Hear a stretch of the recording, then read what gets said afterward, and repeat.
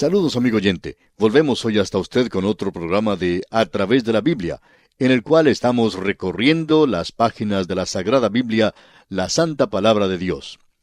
Estamos estudiando el libro de Génesis, el primer libro de la Biblia, en el Antiguo Testamento, y nos encontramos en el primer capítulo. Le invitamos, pues, a abrir su Biblia en Génesis capítulo 1 y a acompañarnos en el estudio que tendremos en breves momentos. Y ahora, antes de empezar el estudio que tenemos para esta ocasión, hablemos con Dios por medio de la oración. Padre Santo, te damos gracias por el inmenso privilegio que tenemos una vez más de estudiar tu bendita palabra. Y pedimos que tu Santo Espíritu sea quien abre nuestros entendimientos y despeja nuestras mentes para que podamos recibir y asimilar la enseñanza que tú deseas impartirnos en este día.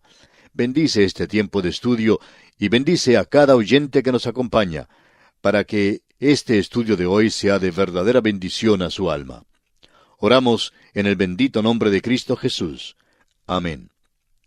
Comenzamos hoy, amigo oyente, a considerar en detalle el primer libro de la Biblia, o sea, el libro de Génesis. Como dijimos en nuestro estudio anterior, hemos dividido este libro en dos secciones mayores. La primera sección comprende los capítulos 1 al 11, y la segunda sección comprende los capítulos 12 al 50.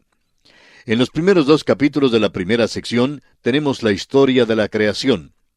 En primer lugar, como ya hemos visto, está la creación del universo, la catástrofe de la tierra y la restauración de la tierra.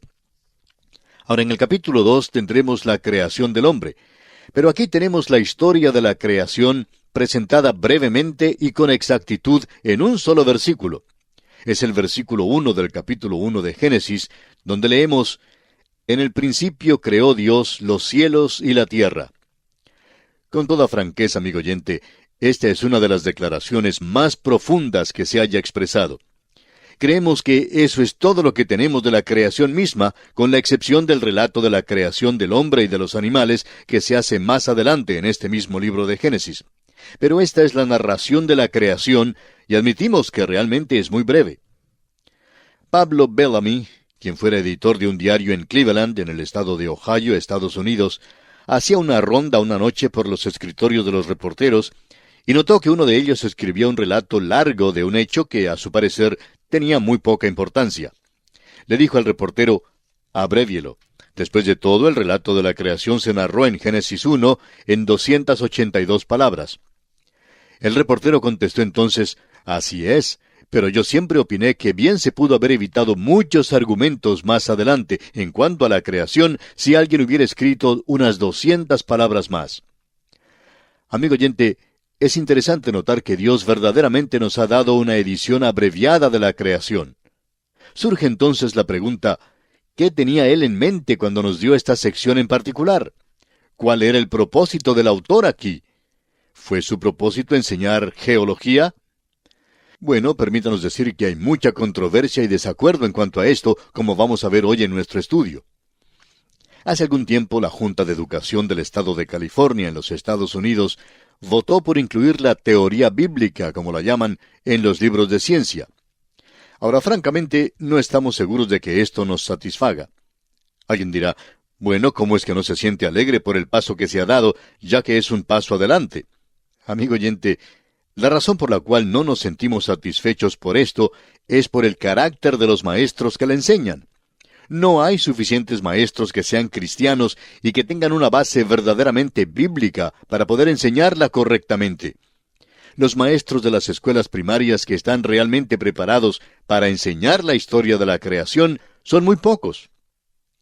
El doctor Ralph Girard, profesor de biología y decano de la división de postgraduados de la Universidad de California en Davis, hizo el siguiente comentario según la prensa: ¿debe un curso científico sobre la reproducción mencionar también la teoría de la cigüeña?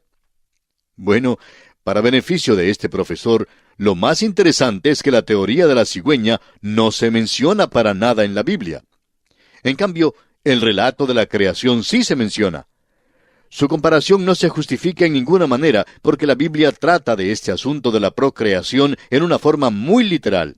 Y si usted lee su Biblia con cuidado, nunca hubiera tenido en su mente el punto de vista de la teoría de la cigüeña. La declaración del Dr. Girard revela una actitud muy antagónica hacia la Biblia. Opinamos que este hombre probablemente sabe muchísimo en cuanto a la materia de biología, pero muy poco en cuanto a la palabra de Dios. Creemos que eso es muy obvio al escuchar el tipo de declaración que él ha hecho. Ahora, al llegar aquí a este primer versículo del capítulo 1 de Génesis, debemos reconocer que este problema del origen provoca más controversia violenta, teorías insensatas y amplio desacuerdo que cualquier otro. Siempre hay la inclusión de la hipótesis del hombre y como resultado hay una babel de voces que ha sofocado la clara voz de Dios.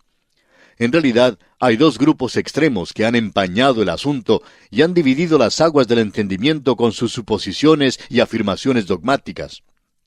Un grupo se compone de los científicos arrogantes que asumen que la evolución biológica y filosófica es la verdad indisputable.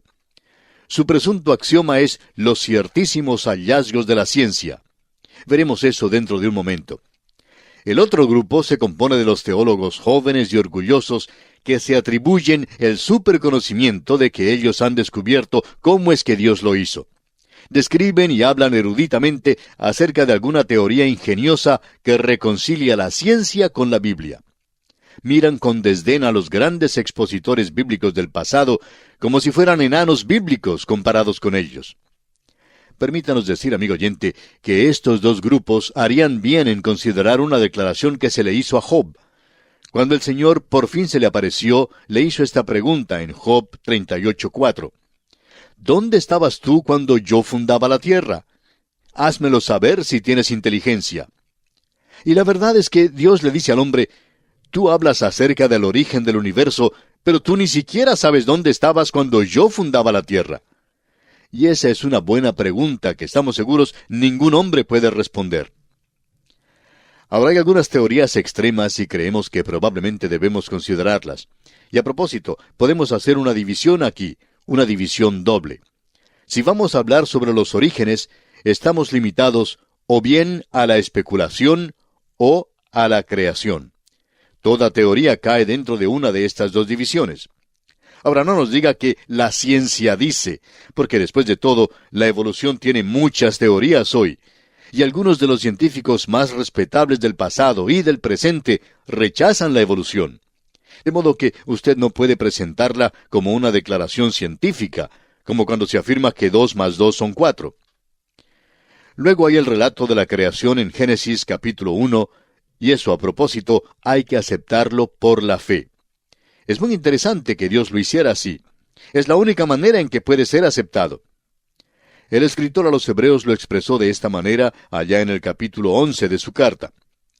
Es pues la fe la certeza de lo que se espera, la convicción de lo que no se ve, porque por ella alcanzaron buen testimonio los antiguos.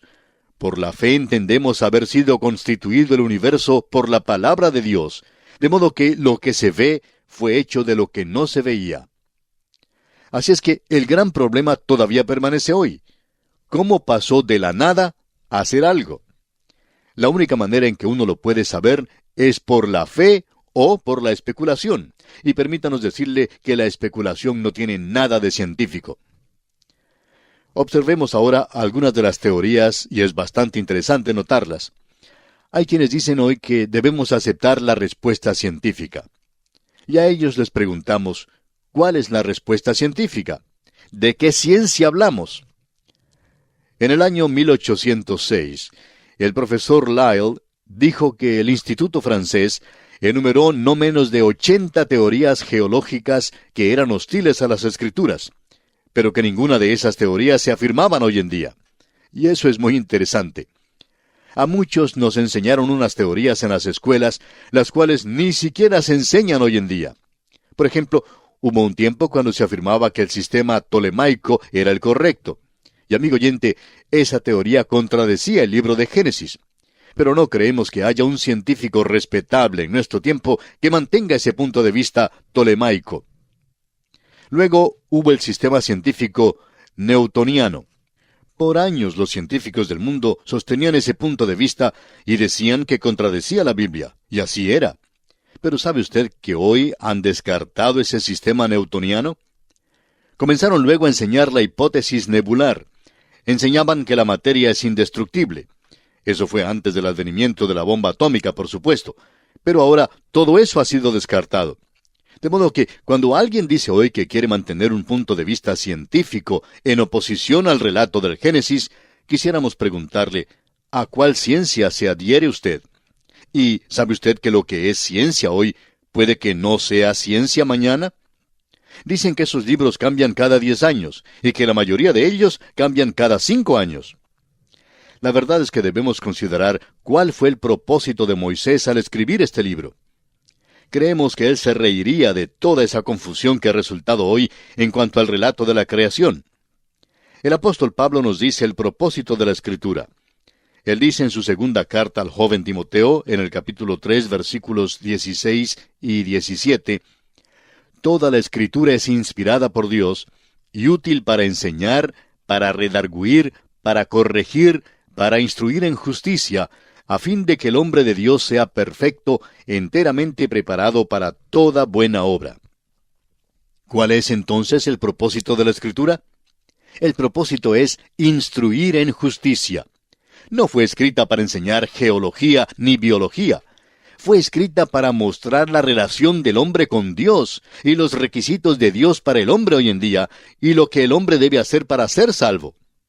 Usted puede escribir esta pregunta sobre la primera parte del libro de Génesis. ¿Qué debo hacer para ser salvo?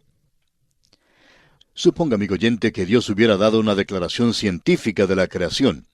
¿Cuántas personas de la época de Moisés podrían haberla entendido? ¿Cuántas personas, aún en nuestro tiempo, podrían entenderla? Usted debe recordar que la Biblia no fue escrita para profesores doctos, sino para la gente sencilla de todas las épocas, en todas partes. Sin embargo, siempre ha atraído a los hombres inteligentes, y queremos decir a los hombres verdaderamente inteligentes. De modo que no está expresada en esa clase de lenguaje. Si hubiera sido escrita en el lenguaje científico de la época de Moisés, ciertamente la habrían rechazado. Los hombres han salido con varias soluciones con respecto al origen del universo. Una de ellas es que es una ilusión.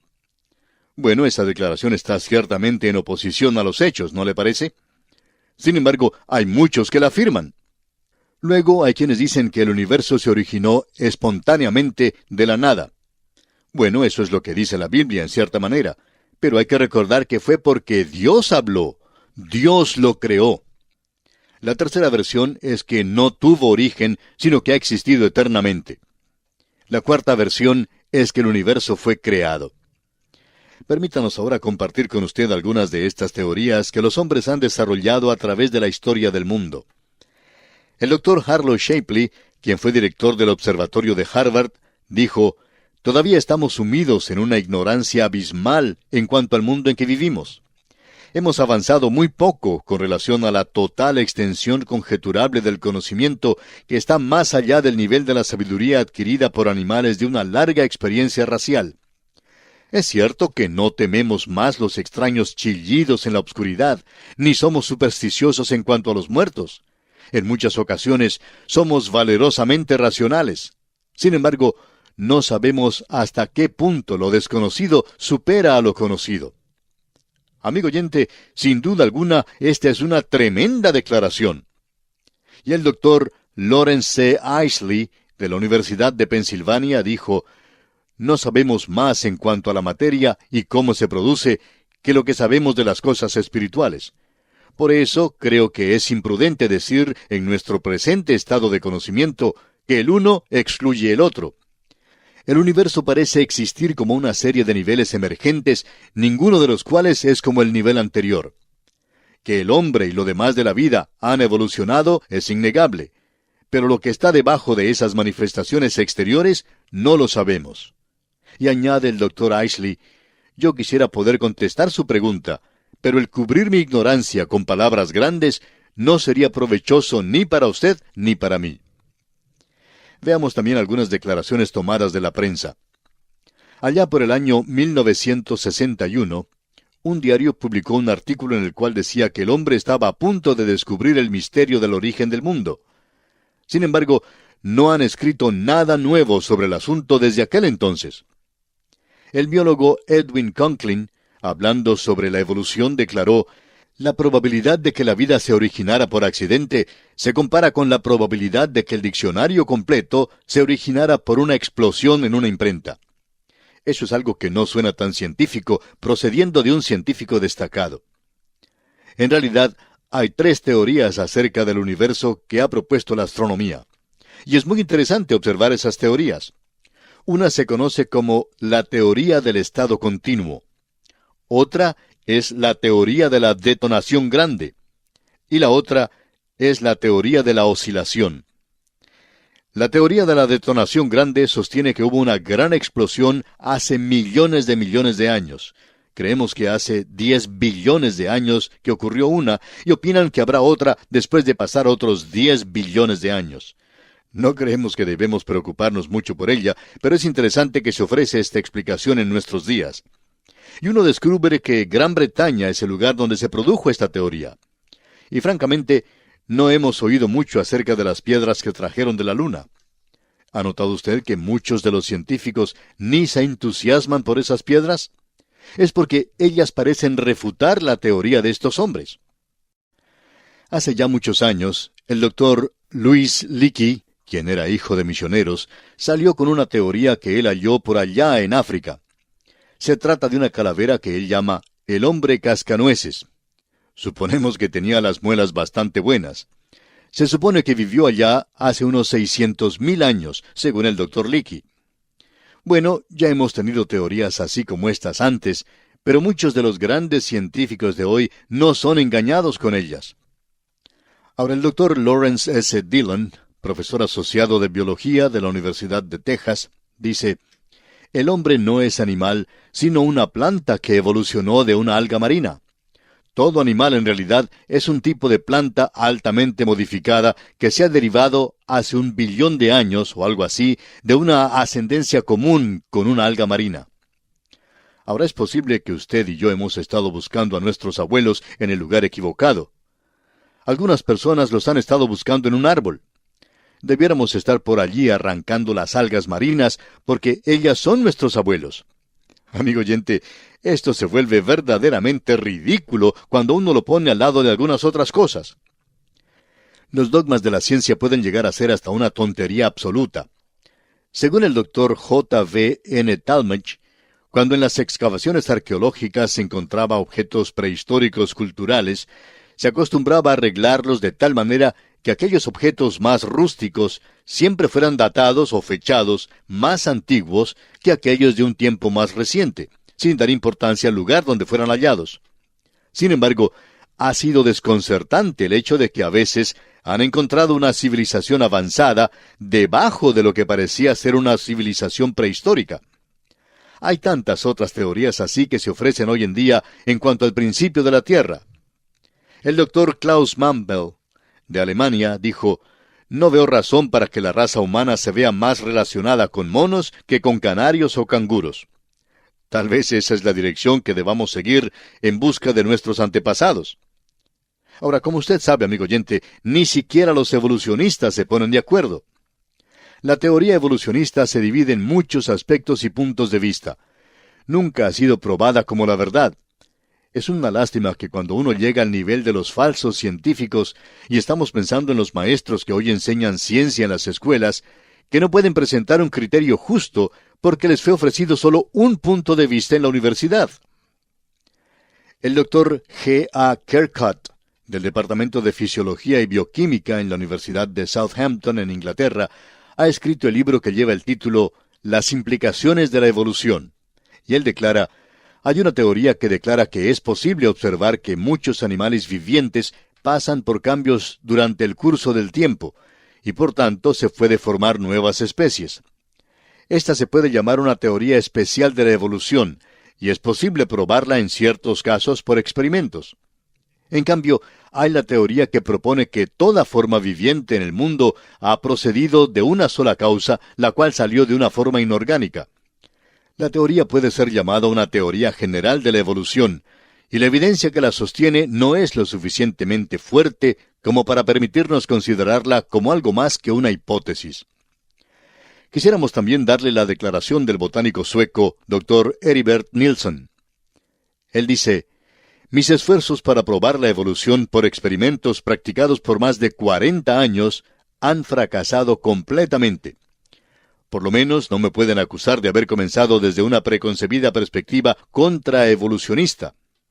Se puede mantener firmemente que ni aún es posible formar una caricatura de un hecho paleobiológico. La materia fósil está tan completa ahora que ha sido posible construir nuevas clases, y la falta de series transitorias no se puede explicar como debido a la escasez de materia. Las faltas son verdaderas y nunca se llenarán. La idea de una evolución se apoya en pura creencia.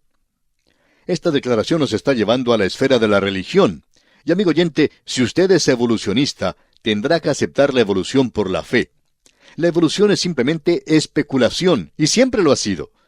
Pero lamentablemente muchos la han aceptado como un hecho veraz. Ahora hay un grupo de teólogos, casi todos jóvenes, que no quieren que los llamen oscurantistas intelectuales. De modo que han adoptado lo que se conoce como la evolución teísta. El doctor Kirtley Mather, en La ciencia reflexiona sobre la religión, declara, cuando un teólogo acepta la evolución como el proceso utilizado por el Creador, debe estar dispuesto a ir hasta lo último. No solo es un proceso metódico, sino un proceso que continúa. La edad de oro para el hombre, por si acaso hay una, queda para el futuro y no tuvo lugar en el pasado. Además, el proceso creador de la evolución de las primeras células vivientes, procedentes de materias no vivientes que previamente existían, puede representar un brinco primitivo, más bien que un infinitesimal paso por la senda del progreso, pero es un desarrollo enteramente natural. Permítanos decirle, amigo oyente, que no es posible. Es un dogma irrazonable. Es una posición ilógica decir que uno es evolucionista teísta.